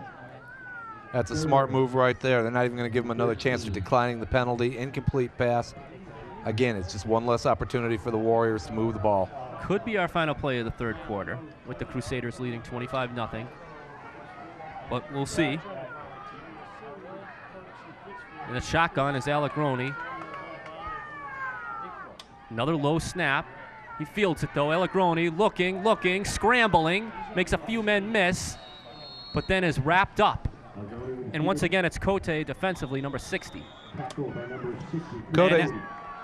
Cote's been making some moves. He's been all over Allegroni in these last few plays. That's going to do it for our third quarter of action. And continued dominance from the St. Joseph's Crusaders. They took a 19-0 lead into the locker room, extended it by a touchdown, didn't get the 2-point conversion, but they have a 25-0 lead. And tough to fathom what we'll see from Wahconah. Wahconah's definitely got an uphill battle right here. St. Joe's, they're 11 minutes away from going to the Super Bowl. They continue to do what they do, play smart football, don't make mistakes, keep the ball on the ground, keep handling it to Malloy, and just eat the clock away. They'll be going for that date with Worcester team. All right, Worcester Burncoat, of course, Central Massachusetts representative, Division II.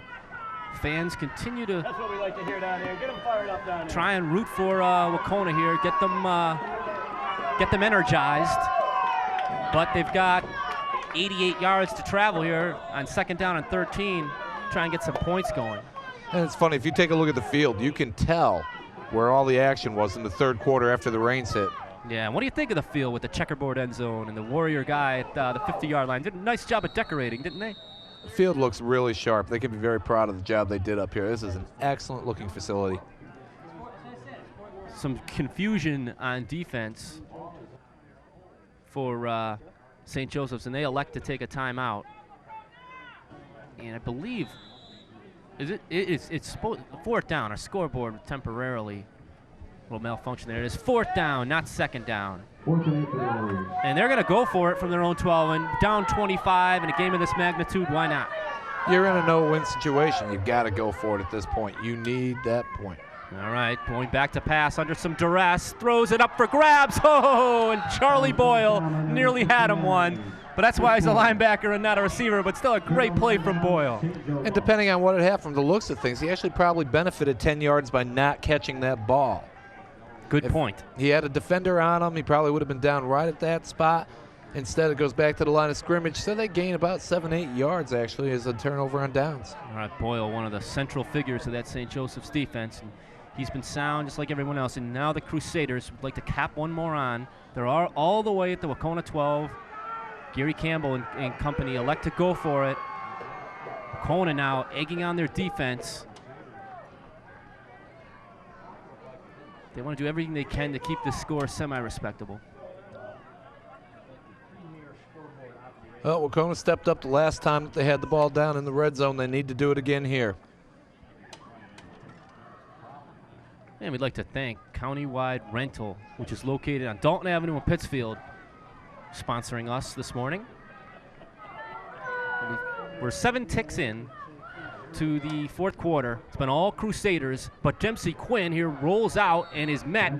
First, number 79 was there for St. Joseph's, Jason Baraldi, but then Sell mopped up there.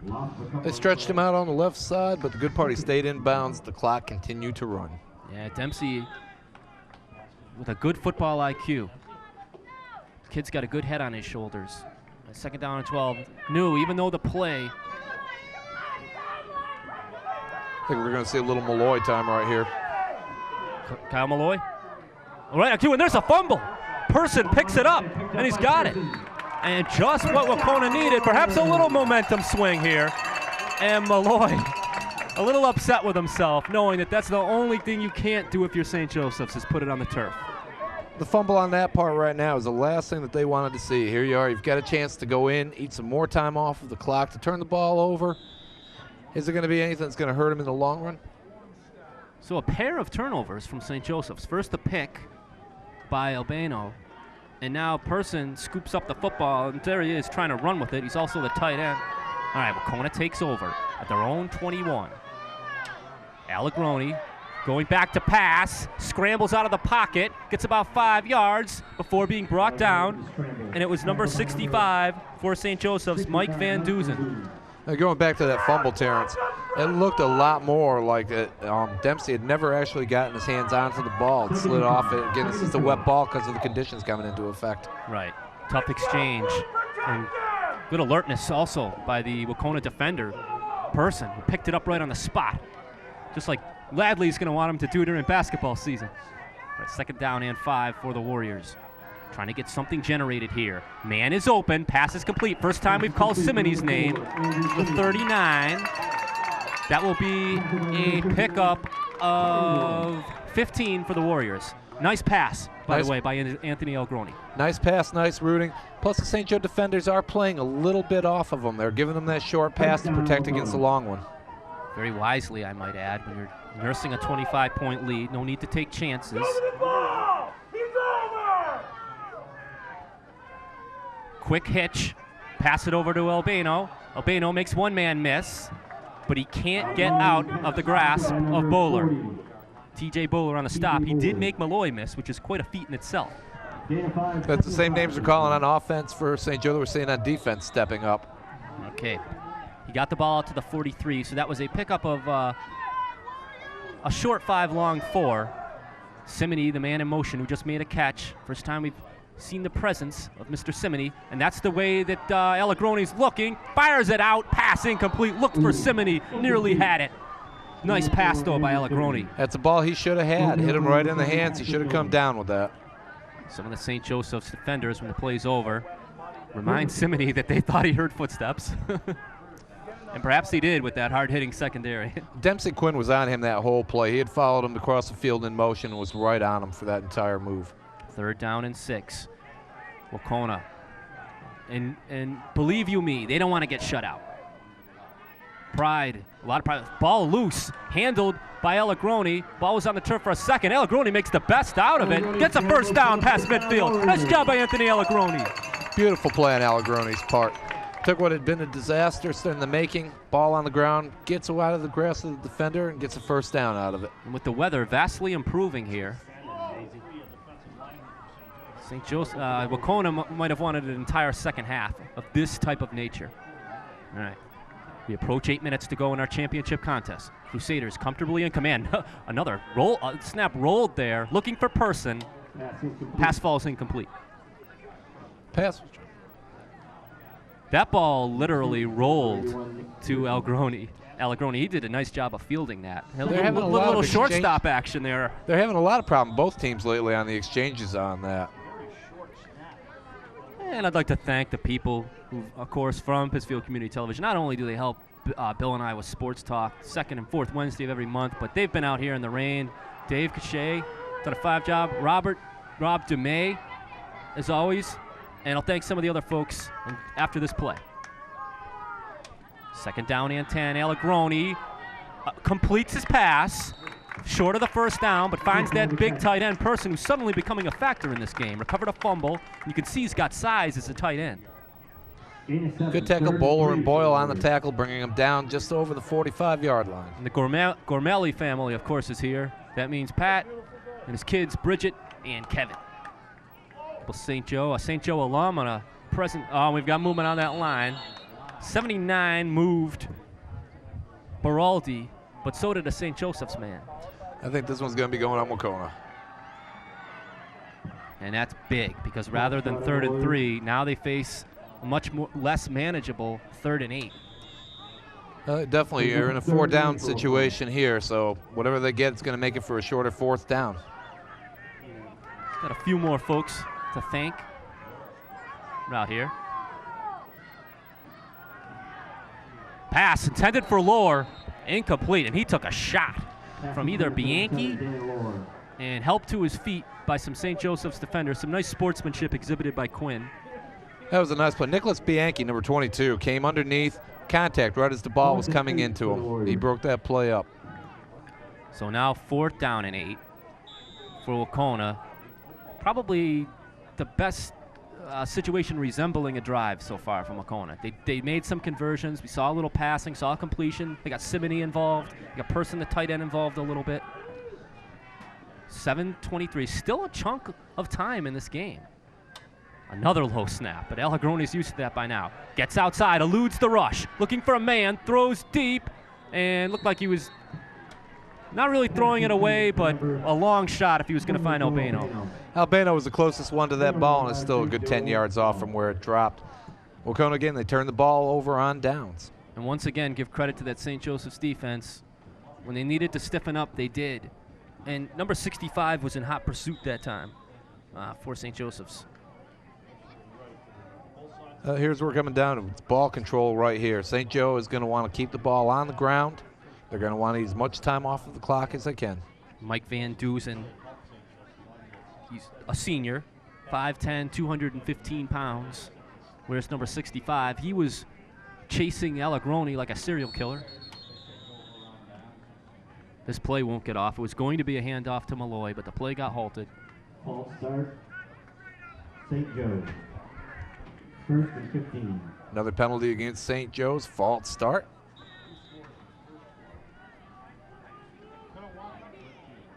So it'll be 1st down and 15 for the Crusaders. They'll look to kill the rest of this clock here with 7 minutes and 14 seconds left.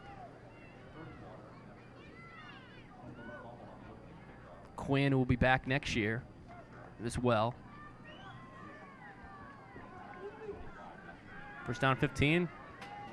A subdued crowd here at Wahconah Regional High School. Quinn keeps it himself, slips and slides, but he gets outside looking for daylight, but Marcella just wouldn't let it happen. Nice job. Not much room there at all. If you watch the footing right now, especially in that midfield area where a lot of the second half action has been, is not too good. Second and 12 for St. Pickup of 3 for Dempsey Quinn on that play before being brought to the turf, or soggy field. Under 7 minutes to go. Appears as though the Crusaders are about 6 and some change away from making a trip to Worcester State College. Unless some sort of a major meltdown happens on the St. Joe side of the field, St. Joe will be going in for that game. Worcester Burncoat be the opponent. Give is to Bowler, but nothing there in terms of room. Marcella Person and Salvatore. Tackled by Salvatore and Person. We're there for Wahconah. Third and 14 for St. Joe. And you got to wonder what kind of impact Keith Alesevich may have had on this game. You know, we'll never know. It's a moot point. But really, a vital part of that 1-2 Wahconah punch. Anytime you're losing your big running back out of your offense, it's really going to diminish what you have for a game plan for where your successes have been throughout the course of the year. All right, back to pass. Getting some pressure. Nice job of picking up. Boudreau getting outside as Quinn. He slides into second base there, just short of midfield. Once again, the intelligent thing, he stays in bounds, keep the clock running while that play went on. Coach Gary Bianchi must be very proud of his quarterback. 4th down, and I'm not sure if we've seen a St. Joseph's punt all morning, have we? I don't think we have. Haven't called the name of a St. Joseph's punter, so St. Joseph's have gotten the ball. They've either turned it over or scored. And on 4th and 12, no. Well, they may go for it, but I highly doubt it. Anthony Elagroni seems to think it's going to be a punt. He's standing back at his 25. Burke is in. Brandon Burke, the St. Joseph's punter. So, well, right after this whistle. Timeout, St. Joe.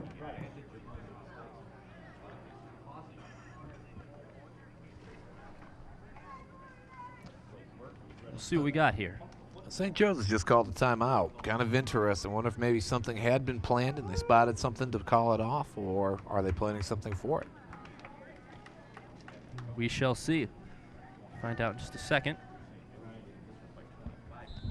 Well, we got the timeout, Terrence. What are we going to be doing December 8th? December 8th, Berkshire County Sports Talk, 5 to 6 on a Wednesday. It's December 8th, and it appears as though Chad Paranto will be sitting down in that studio with us. Yeah, Chad's a pitcher for the St. Louis Cardinals, and tentatively we have him scheduled in, and he'll be accepting phone calls. So if December 16th, tune in to Channel 16 at 5 o'clock. Nice job by Burke of fielding that snap. Bounces at the 30, takes a St. Joseph's roll, and hasn't St. Joseph just been getting all the breaks as that ball finally stops at the 18. And it looks like we're going to get roughing the kicker as well to boot. Good job for Burke on that. He got the punt off, and it looks as though he's able to draw the flag off of the Wahconah defender. Personal foul, roughing the kicker. That will give St. Joseph's an automatic first down. We can see on the replay who it was that got into Burke on that one. Automatic first down for St. Joe. That play very indicative of how it's gone today for the Warriors. Just simply a case, and this is the 3-time Berkshire County champions, and they run a great program here. They have a great coaching staff. They have wonderful facilities. But today, November 25th, 2004, just wasn't Wahconah's day. And the Mackey touchdown was just a sign of what, of things to come. Well, this is just a great example. Everything pointed in this game that it was going to be Wahconah's day. They had the better record. They've beaten St. Joe's. They've had the home field advantage. Even in the pregame warm-up, St. Joe looked a little bit on the tight side. Wahconah seemed very loose. You get out on the field, that's where things change around. Nolan for 7 solid ones on the outside. And a lot of these gentlemen, when they take off the cleats and put on the high tops, we're going to see. I understand Pittsfield Community Television has big plans this year for some hoops games, boys and girls. That'd be a pleasure to do all these games. I mean, I recommend to everybody, if you get a chance, go out, see these games in person. They're a lot of fun to go to, and to watch these kids, it's an incredible situation. Terrific call. As on the second down play, nothing there for TJ Bowler. Person wrapped up. Tackled by number 81, Nick Person. But he wasn't the first man there. Yeah, we're under 4 minutes to go, Terrence, and then it looks right now like St. Joe is in total control of every aspect of this game. Should be a matter of time before perhaps some substitutions from the Crusaders. Up by 25 with under 4 minutes to go. No need to get a late injury. I think probably after they get done with the offense on this time, whether it be defense or how it is, I think you're going to see a lot of white jerseys in on the next plays. All right, comfortably in command, and it's been that way all morning. Give is to Kyle Malloy, and look at his powerful running. That's actually Bowler, number 40. Albano in the secondary for the Warriors, along with Joe Mosey, but not before a strong run by TJ Bowler. Right up the middle, beautiful run on his part on that. Right now we're down 20-yard line, right in the red zone again. 3 minutes to go. Keep up, Blue! 3 minutes left. And if you attend the school on Maplewood Avenue in Pittsfield or just a fan, I think you can start celebrating right now. You're making that trip to Worcester State College. I would say it's almost, you could write it in stone. St. Joe is going to the Super Bowl. All right, 2 minutes and 40 seconds still remaining. And we have a new quarterback in the game for St. Joseph's as they've officially, I should say, started the backup situation. And it's Lee Kohlenberger. And Lee is a 11th grader, number 9. He's the one standing out with that sparkling clean jersey. And he had a touchdown in the Pittsfield game. A late, by the way score, but a nice run, nevertheless. Well, at this point, you're kind of wondering why they still have got some of the other starters in there. Well, killing the clock now and fumbling the ball is Kohlenberger, and Salvatore comes running in and pounces on top of him. The sun is out and the skies are partially blue at this moment. And we hear a loud applause now coming from the far side of the field, and that's because Brandon Burke and Devin Mackey have just checked out of the game.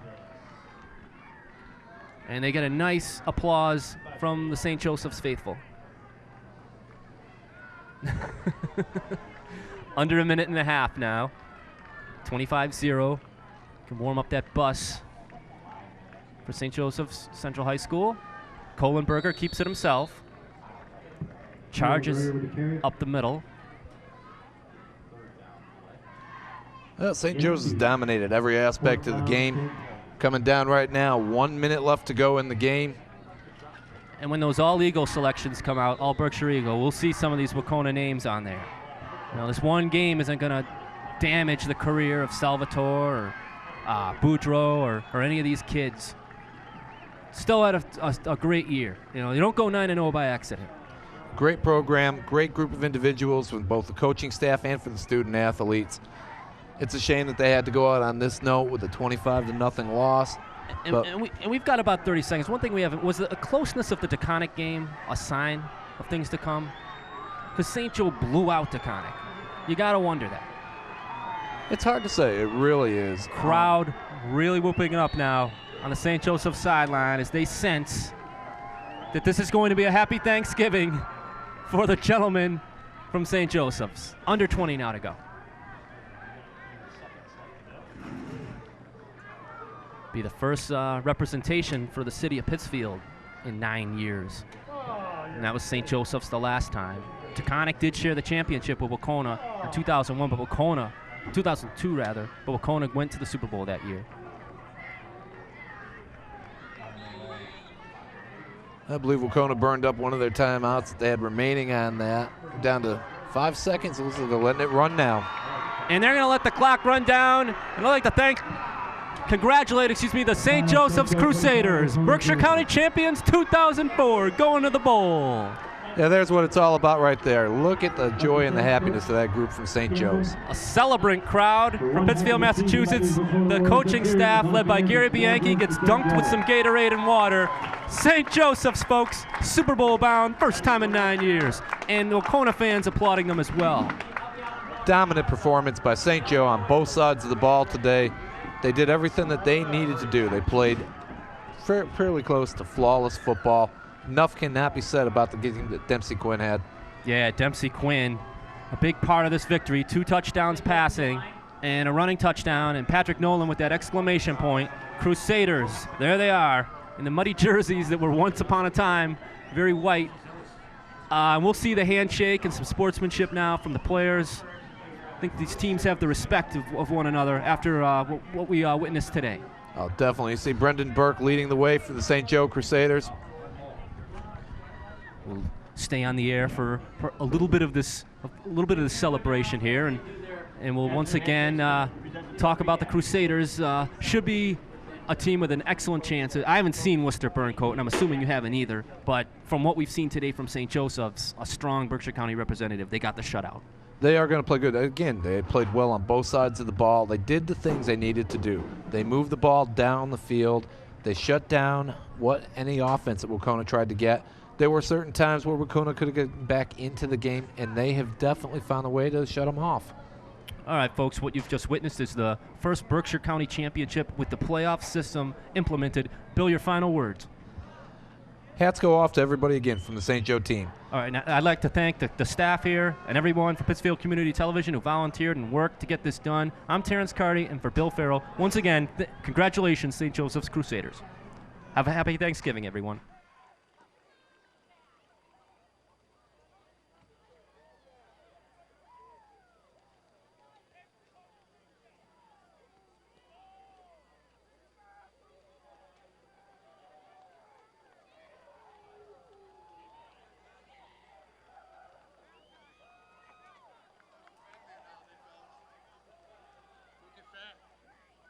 At this time, John Kovacs would like to present head coach Gary Bianchi with the trophy for Berkshire County.